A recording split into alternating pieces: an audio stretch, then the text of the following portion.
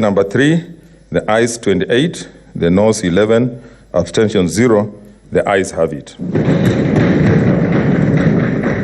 Honorable Senators, the net effect of these votes is that pursuant to Article 181 of the Constitution, Section 33 of the County Government Act, and Standing Order 75 of the Senate Standing Orders, the Senate has resolved to remove from office by impeachment Honorable Ferdinand Ndung'u Waititu Babayao, the Governor of Kiambu County, and the Governor accordingly ceases to hold office.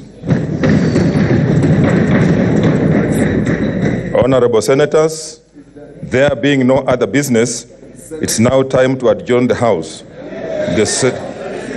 Order, Senators.